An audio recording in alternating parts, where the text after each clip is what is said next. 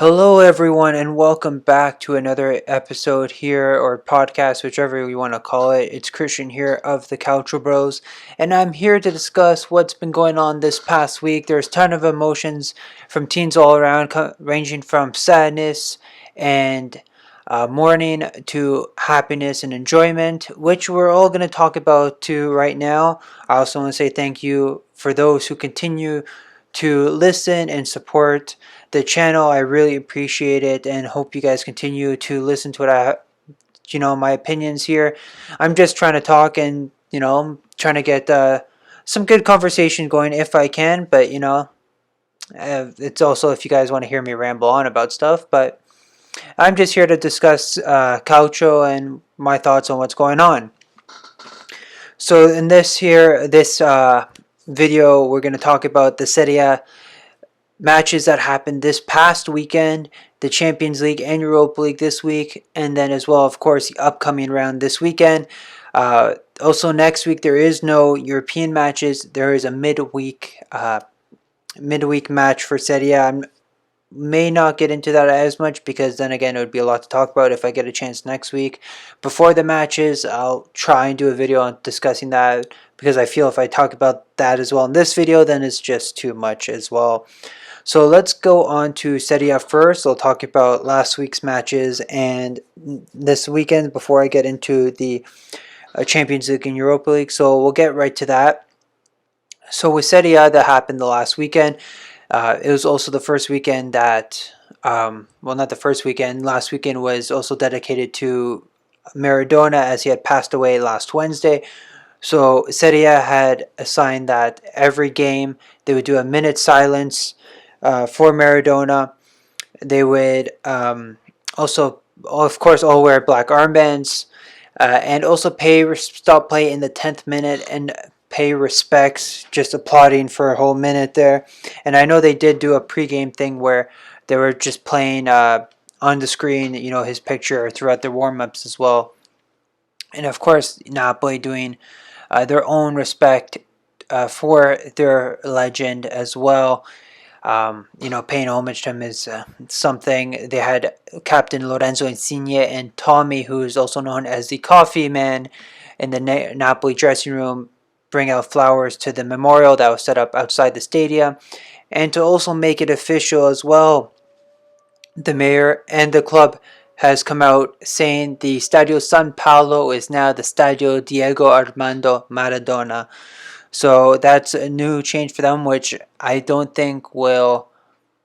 I think all Napoli fans are with that. I don't think they were against that to begin with, anyway. So it's a great homage to the local legend. And so now let's get on to our first matches of the weekend. So November 28th, we saw 3 games played that day, and couple of shocking results as well. So we opened up with the 9 a.m. game, which was Sassuolo Inter, and Sassuolo went into this game being the only undefeated team in all competitions in the top 5 leagues, and that came to a halt against Inter, who were struggling a bit, but managed to come away here in emphatic victory. The first 2 goals were also a bit of a gift considering the terrible defending that came from Sassuolo. But either way, they capped it off after with a great Gagliardini goal. Who would have actually thought that? But he's had some good goals in the past. But anyways, this was a good match for Inter to help pick themselves up. And especially for Sassuolo, but it was a bit of a setback, but they still have had a good season to begin with anyways. But just like, for me, they kept, where is he here? I feel, I don't know if they just were, I don't know. Like, I don't know if they were just exhausted or couldn't keep up, or just, I think after the opening goal there, the unlucky bad defending, the early goal that they conceded, then the Kirike's own goal, maybe that sort of got them mentally. But this is just a setback here from Sassuolo. They'll definitely want to learn from it, and because they went in thinking, well, they go in believing that they can beat any team, and that's sometimes what you still want, especially with the confidence that they've had. But I guess it was a good test for Inter considering the bit of the struggles they've had recently, and it was a good pick me up as well in the league, considering their fault in the Champions League. That'll their positivity in this match also carried over into that match against Mönchengladbach, which we'll also discuss later on as well. But this did result really did help Conte's men push themselves up in the table, and this put them in second place, level points with Sassuolo, and this definitely is what he needed considering their recent struggles. 12 p.m. we actually saw, here's one of the two shock results we did have. We had Benevento Juventus, which finished in a 1-1 draw. Juve scoring thanks to Alvaro Morata, but Benevento scoring with Letizia. But Benevento played such a solid game, and I would say they deserve the draw here. Juventus still lackluster here, and they've honestly, considering they've drawn. Sorry for my stuttering as well. It's just been a long day. Um, Anyways, sorry. Juventus have drawn 5 games now, and that means they've drawn 5 games in nine.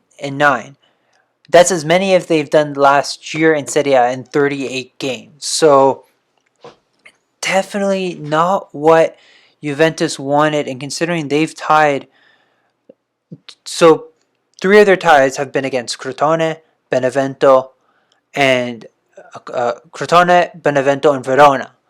Verona is the tougher. Verona can be a challenge. They can be really tricky. The other 2 teams were against Lazio and Roma, so at least top half teams that are actually, that are at the top, stronger teams. But the draws against Verona, Benevento, Crotone, we would not have seen against Juve last season or maybe previous seasons. Last year, that's when you could sort of start to see a bit of the decline in quality.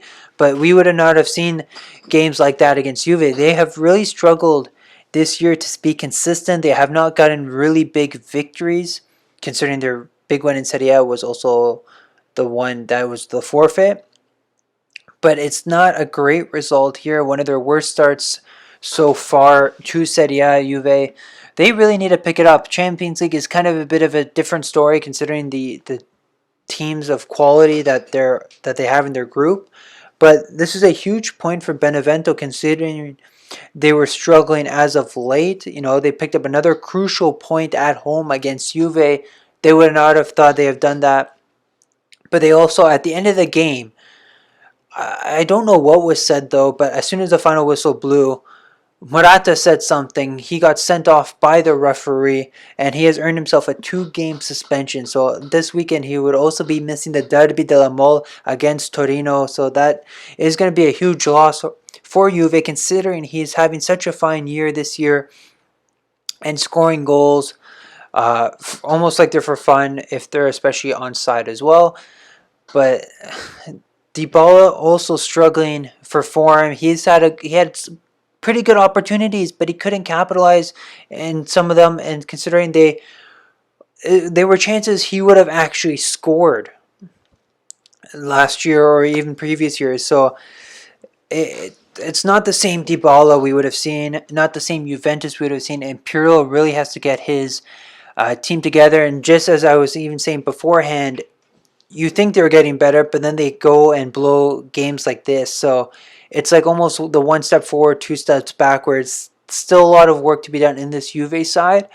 And I know there are some new faces, but maybe more space has to be given to McKennie, who does perform decently well when given the chance. I know Bentancur's been on the bench, and Arthur is trying to still have a go. Their defensive pairing of Demiral and De Ligt has looked pretty solid, but there's still some kinks that really need to be worked out at Juve. Again, it's also their offensive threat. If it's not Morata, it's Ronaldo. And it's like almost like without Ronaldo, they can't win games. And think about it too. Or if you even see the lineups, Ronaldo wasn't even called up for this game. He was rested. And the fact that he wasn't even available on the bench, because Juve thought they could take the victory here against Benevento, it didn't help them in this case. So Maybe that's something Pirlo should know. Think about going forward. If he wants to rest someone, maybe bring him on the at least bring him on the bench, because you can always bring them on halfway through the second half if need be. And again, it's just something that Pirlo really needs to work on his team. 2:45, Atalanta Verona. After a goalless half, Verona scores 2 goals and seals the victory at the Gewest Stadium. Again, I don't even know if I'm saying that right. But La Dea suffer a shock defeat here. They are really struggling. They have now not won in their last 3 games now in Serie A. After a disappointing draw to Spezia in their regard, they go and lose to Verona. So they also haven't scored now in 2 games. And it's not like one of the top goal scorers in Serie A. Verona, who have had an excellent season so far, continuing to pull away with certain results against some top teams. Again, they drew Juve, they drew Milan, they beat Atalanta. They got the technical win against Roma, but even if it wasn't for that, they did draw them as well. So they are picking, despite their losses in defense of Kumbula and Ramrani, they are still performing exceptionally well. So keep an eye on Verona, because they could still be the dark horse like Sassuolo this year. We're going to move on to Sunday now, and opening up on Sunday was another shock result here. At 6:30, we had Lazio hosting Udinese, where Udinese took the victory 3-1. And considering I don't think we saw this coming, and it's just honestly like it's what Udinese wanted. They wanted to get a good victory after beating Genoa last round. Lazio, I don't know what happened, to be honest. Like, it's really just a shocker. Like, I don't know if they just didn't prepare mentally, or Inzaghi got his tactics wrong. I know he was resting players um, for the upcoming Champions League game. It could also be because of some injuries, but at the same time, it just didn't work. And you could really see, like, it was also Strakosha's first game as well. Maybe it's just that rustiness for him, but it just fell apart there, and not what Lazio would have wanted. And it's another loss at home for them too, because I can't remember who they lost at home against too now, but I think it was Atalanta. But still, not a result we would have seen from Simone Inzaghi's men. Moving on, we had only 2 9 a.m. games for the Sunday morning. So we had Bologna-Crotone finishing 1-0 here, and Bologna finally gets a clean sheet after 41 consecutive Serie A games. An unwanted record by them, but it felt good to finally get a clean sheet, and they did claim a victory. So that was good for Mihailovic's men. They continue to push themselves, or they just enter the top 10 now. And for Crotone, they have yet to win a game in Serie A. They are sitting bottom last with only 2 points from 2 draws, and it's just, you would have thought, like, their only 2 points come against the the sides from Turin, Juve, and Torino, but they just can't get a win. And if I feel you can, unless they can have some magic turnaround or start playing like exceptionally well football. If I mean saying that, I don't even know. Uh, like, it seems like they're going to be one of the teams being relegated this year, because it's an abysmal start to the campaign for them, and it doesn't look like it's going to turn around anytime soon. The Serie B runners up might look like they're going to only return after a year. Time to see if their fortunes will change in the upcoming fixtures, if they can even get someone, couple, not just someone, maybe a couple players, few players, I don't know, anything to maybe see if their fortunes can change in the next transfer market. But they just got to start picking up something. I know if they get their first win, it will help, but it depends if they can keep that confidence going forward. But again, credit to Mihailovic, and finally for Skorupski, or just Bologna in general, for keeping a clean sheet and breaking that record and not extending it even further. The other one was Milan-Fiorentina, and Milan continuing their hot run of form, beating Fiorentina 2-0. Especially without Ibrahimovic, they are playing well. Romagnoli scoring, and Kessie scoring one penalty and missing the other as well, but they get a comfortable 2-0 victory here. But things don't look good for Prandelli as he now loses his second game in charge and he's not scored a goal in these two games. So there is a lot to work on now for him. He has to figure out what he needs to get changed. And going forward, is there some tactical changes he needs to get more, perhaps out of Castrovilli, Ribery, the leaders there. Maybe it's also because he's playing Castrovilli out of position as well. But he still needs to get a lot more. He has a wealth of experience, He has Borja Valero, Bonaventura, Ribery, Calayon. Maybe it's also the strikers as well. I know Cutrone hasn't scored a goal yet. Vlahovic has been lacking in form as well. So there is still a lot to work on, but Prandelli is expecting to get more from his team. We go on to the 12 noon game here, which is Cagliari Spezia. Now Spezia had a lead at half where they fully deserved that, but then Cagliari came out flying in the second half, coming back here to score 2 goals, with Pavoletti scoring after more than a year out injured. So it was a great goal for him to get back, and he knows like it is something that he has been meaning to get, and it just felt so good for him to finally get a goal after so long. And it was a very nice goal as well, backheel flick past Provedel. But then Spezia with a late penalty in the 94th minute, Nzola tucks it away and seals an important away draw for Spezia. And they are really performing above expectations. Getting some surprise victories, surprise draws, but they are still performing well, and they're the highest team right now that have been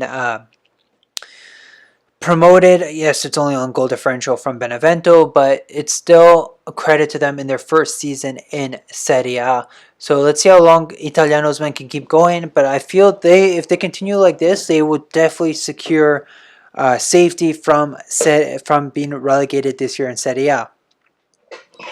Last game on the Sunday at 2:45 was Napoli to Roma, one of the big games of the weekend, and I don't think anyone actually expected this, but Napoli went and completely thrashed Roma and honored Maradona with the victory here. Insigne scoring a wonderful free kick for his side, but at the same time, this was probably one of Mirante's worst games from Roma. With the free kick, not taking anything away from Insigne, but at the same time, Mirante should have adjusted himself a little bit more. Like he was completely too far away from the near post, because it was also one of the free kicks that you wouldn't expect Insigne to score from if Mirante had actually got his position right. Fabio Ruiz's goal was definitely a shot Mirante could have saved. I know it went under the legs of one of the defenders, but at the same time, it was just terrible. While Mertens' goal was a rebound basically that Mirante parried right to the Napoli forward, and Politano just went right by him. No fault there, Mirante, but full-on game. Yes, Roma had a couple chances, but they didn't play that well at all.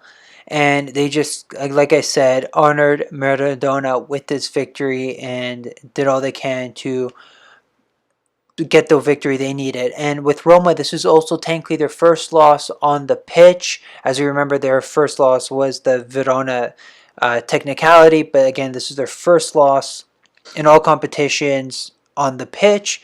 But just a minor setback for Fonseca's men. They still have played very well this season, and they know they can rebound from this loss in their next upcoming games. And this is what Napoli wanted. They needed that victory here after a disappointing loss to Milan last week. But it was still an exciting game, and I know we didn't expect such a huge result like this, but it was still a great game from a neutral perspective. So on Monday, we had 2 games to cap off round 9. At 12:30, Torino-Sampdoria. Torino were leading a half. Samp goes and comes back, and then Torino scoring a goal almost 10 minutes from time, we'll say. I think it was about 10, 13 minutes, something like that, anyways, to equalize it. But Torino still struggling, only with the one win on the season. They are still sitting in relegation zone. They really have to pick themselves up because it doesn't seem like they're really going anywhere. Gianpaolo has a lot of work to do. I keep saying this. It's just a ticking time bomb for him. How much longer can he go without getting the sack here? I don't know what's with Torino this year. Maybe they just missing players or they sold some of their players. Like, it's going to be that time where a lot of their top players are going to leave. Belotti, Izzo, Sirigu perhaps as well. Maybe Bazzelli as well.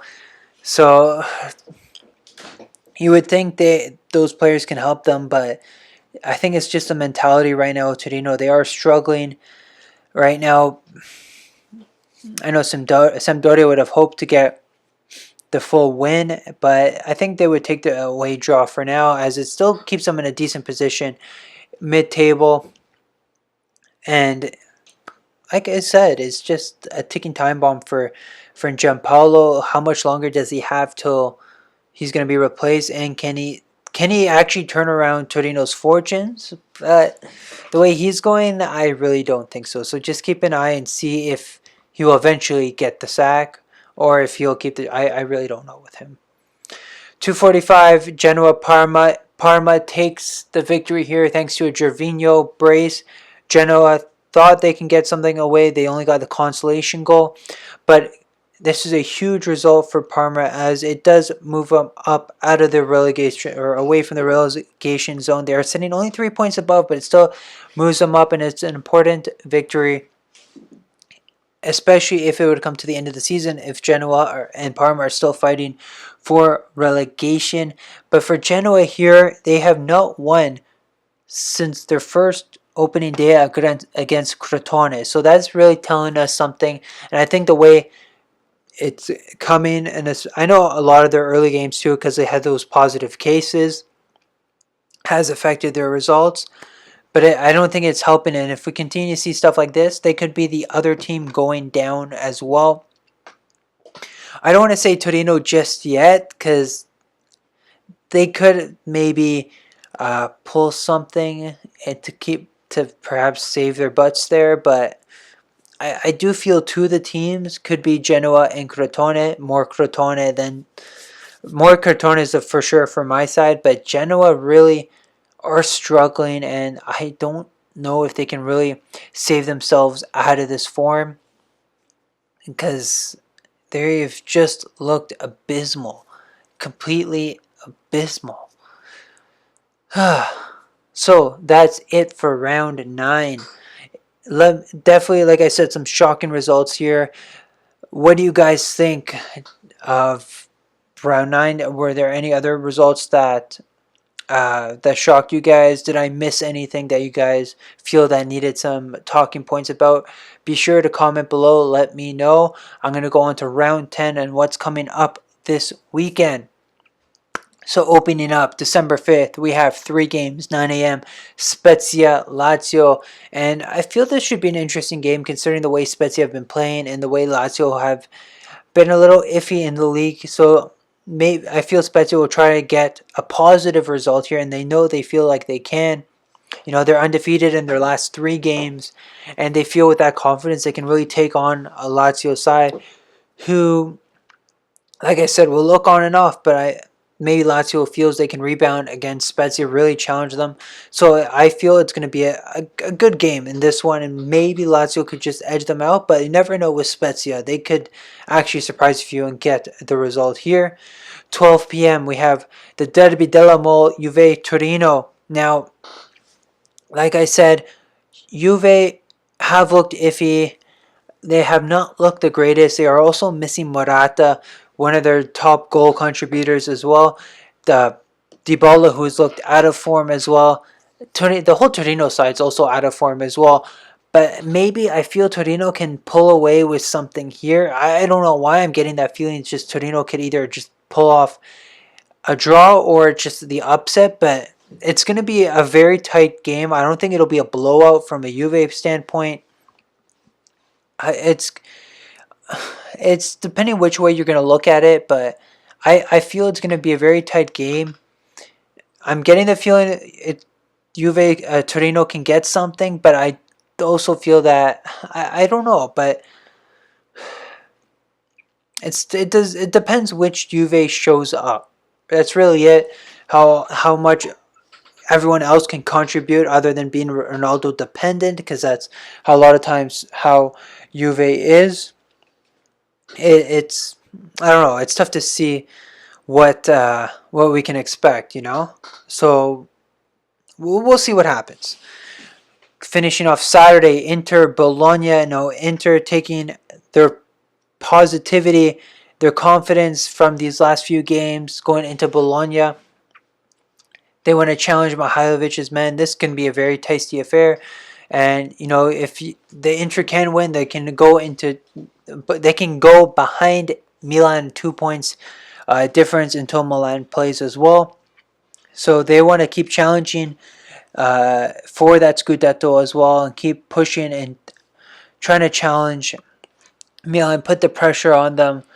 And this would be a huge result for, maybe not a huge result, but it would be a good result for Conte's men, considering some games he does not play the best, but they are starting to really find themselves, and if they really click, they can play extremely well. And considering the way Big Rom plays as well, Lukaku has been in fine form, really helping Inter, and he has also bailed them out a few games as well. So it's important if they can rely on him, but at the same time, they don't want to overly rely on him. Again, becoming dependent on him, because if he doesn't score, if he scores all their goals, then it's like they're always relying on him to get the result. Like, you can rely on him, but at the same time, you also have to have those other contributors as well. But we have seen that from Inter. So another good game here, because I know Bologna can play extremely well. And Mihailovic's men always gives every team some worries. Now moving on to Sunday, December 6th, we have Verona Cagliari at 6:30. Another good game here. I feel Verona could just come away with it. Cagliari looking for a positive result after disappointingly drawing to Spezia, but Verona taking the confidence. I keep saying positive. I don't know why. Maybe just because I know it's a positive result, especially getting in Bergamo. But still, the confidence there, believing that they can take out any team. They're having performances all around. Zaccagni, Silvestri, and especially, like I said, losing their two main center backs in Ramani and Kumbula. Like, that is important for them. They know they can really pull it off, and I feel they can just edge out Cagliari here.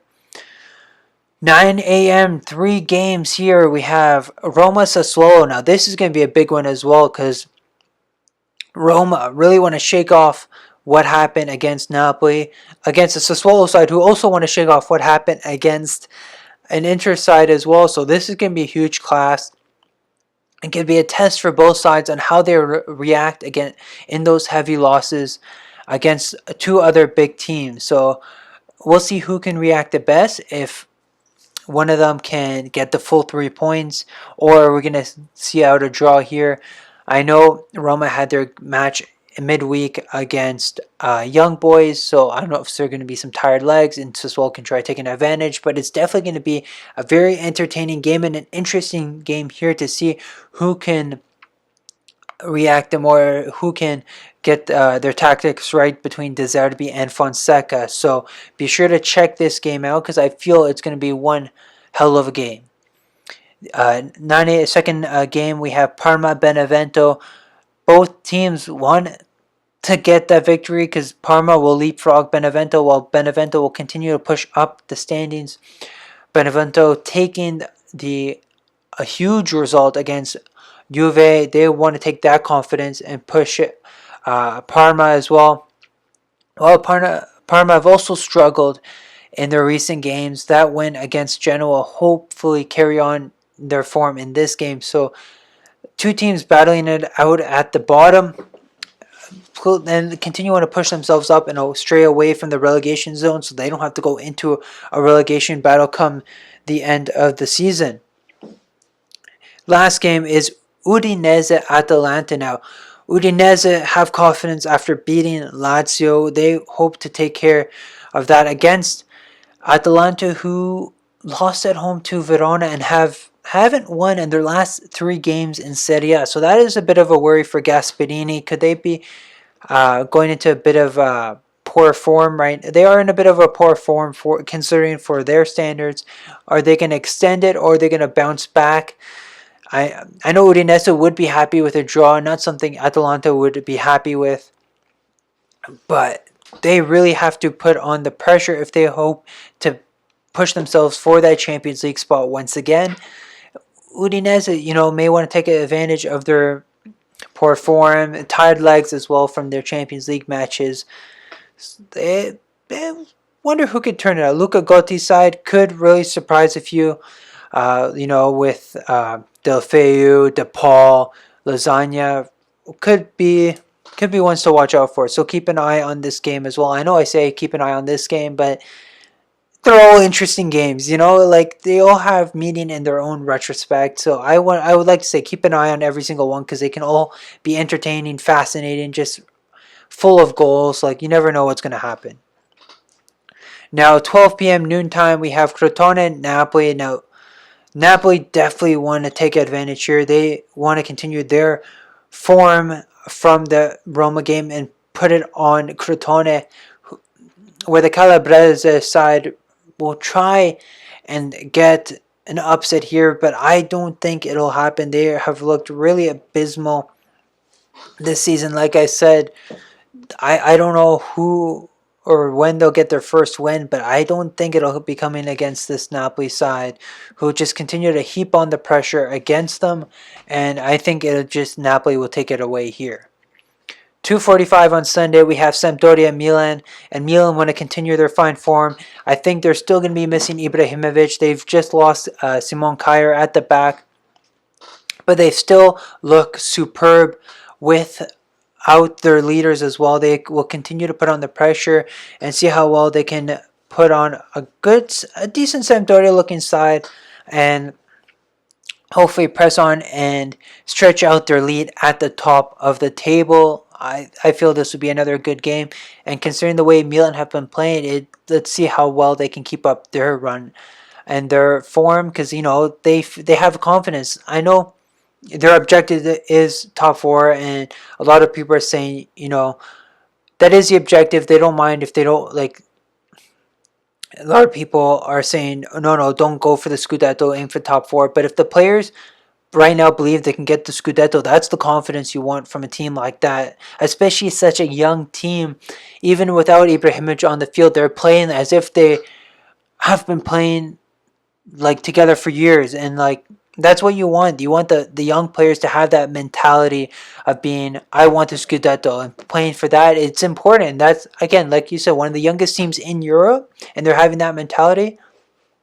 That's amazing for them to have. And Pioli has done wonders as he, again, I know the last couple games were Bonetta, but Pioli came back midweek against Celtic, so he would be back for his first game in charge, first game back in charge in Serie A after testing positive for COVID-19. Now to end off match day 10 at 2:45 on Monday, we have Fiorentina Genoa. So two teams in terrible form here. Prandelli will hope to get a positive result against Genoa, who have just looked dreadful as well. As I've said before, they sit in the bottom 3. If Genoa wins, they will surpass, or they would tie Fiorentina on points, and it would go on the goal differential, which I still would think will see Genoa in the bottom. But it wouldn't be good if those two teams remain in the bottom, and Fiorentina would have to battle it out for the head-to-head. Prandelli will hope to get goals from somewhere, and will hope that they can get something out to push them away from the bottom and start to get some type of form getting from the Viola side here.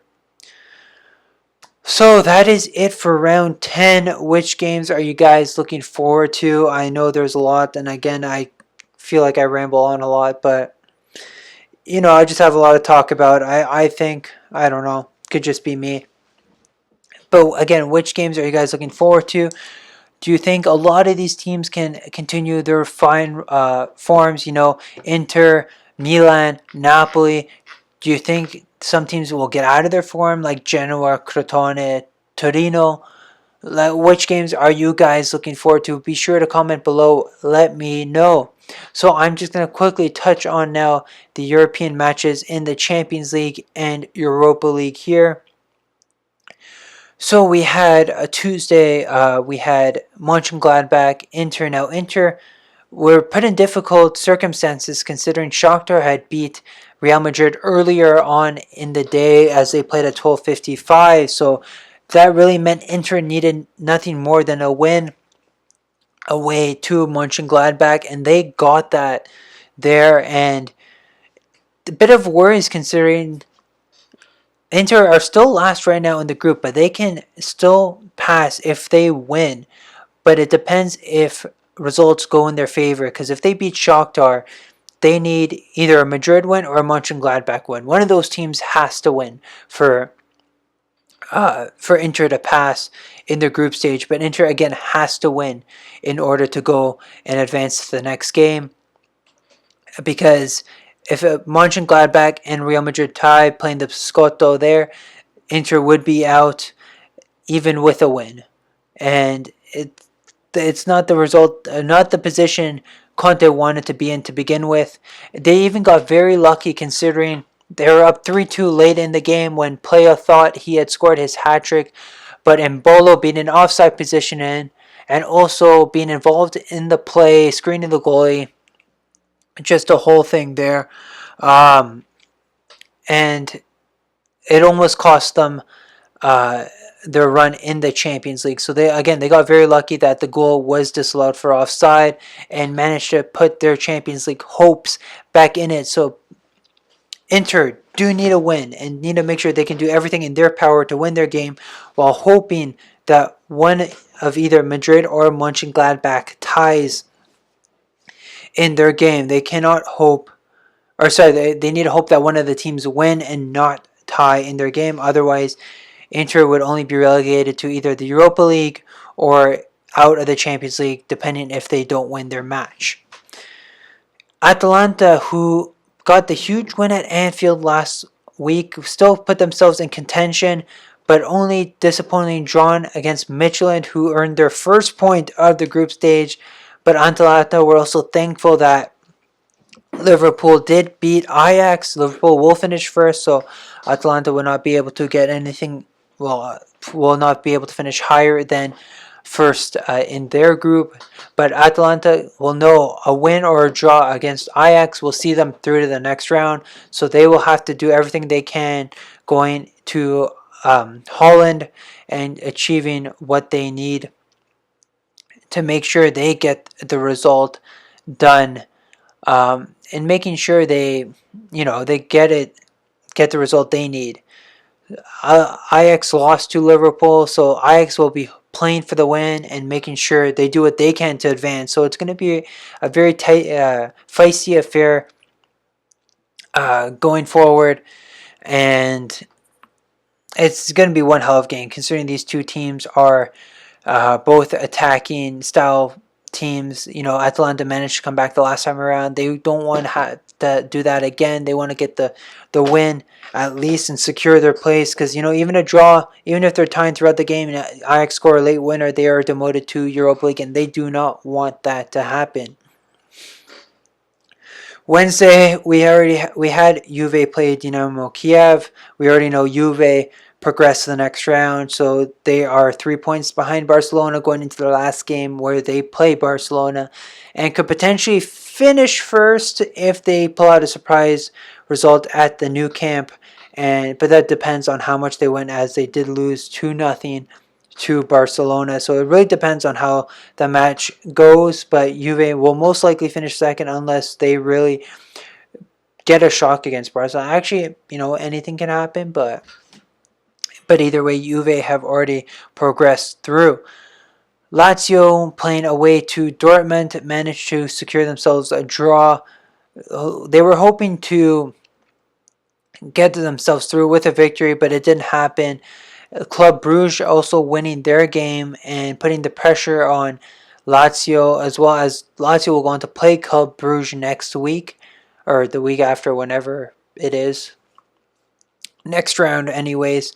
Um, so Lazio need either a win or a draw to progress to the next round against them, while Dortmund with a draw or more a win, depending on how the Lazio games go. Lazio game goes will finish first in their group as well, and Lazio, want to finish first in their group if they can, depending on how the Dortmund game goes. But like I said, anything but a win will see Lazio drop down to the Europa League, and that's not where they want to be, considering how they started off. And they are also still undefeated in their group, so they want to take that confidence going forward, knowing they can not lose in their game against Bruges. And they're also playing at the Olimpico as well, so they want to make sure, playing at home, they want to get the right result in that game. So now moving on to the Europa League, we had the 12:55, which was Milan playing Celtic, and little worries for Milan early on, losing Kier, going 2-0 down, but they fought themselves forward thanks to a great Çalhanoğlu free kick, and then Castillejo scoring the equalizer later on, and then Hoge with an excellent solo effort scoring the leading goal for Milan, and then linking up after with Brahim Diaz to score the fourth goal. And we wouldn't have seen Milan again coming back from 2 goals down. That's exceptionally well from a young team like that. Again, not missing or not having Ibrahimovic in the side. It's just that mentality. Going forward, their oldest player on the pitch, I believe, after Kier departed, was Rebic. So that really shows you something there.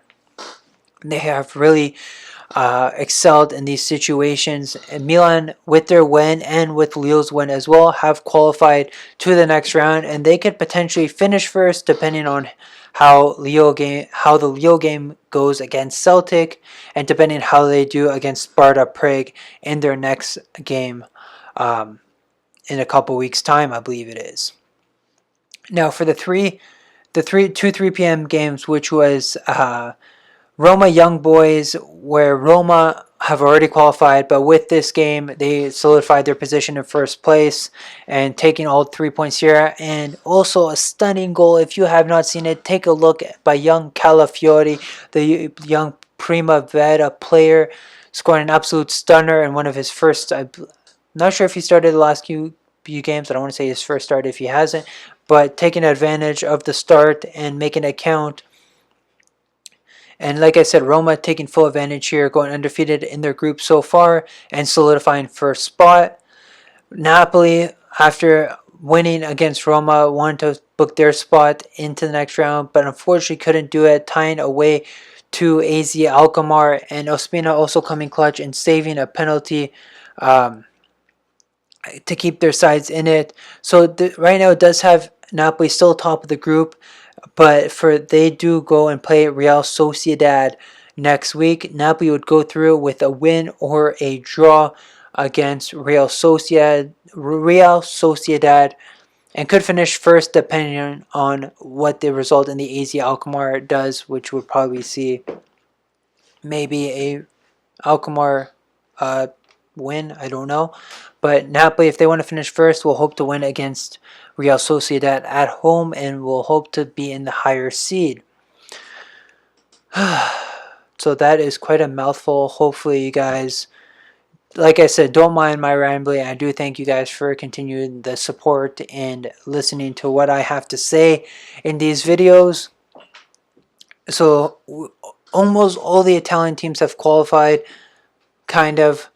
Atalanta putting themselves in a good spot. Inter almost have some work to do, but they need the results to go their way if they want to qualify. Lazio as well put themselves in a good position, but they need to finish it off as well. Napoli as well put themselves in a good position. They just need to make sure they finish the job and not collapse on the last day, but they know they can do it going forward against Real Sociedad.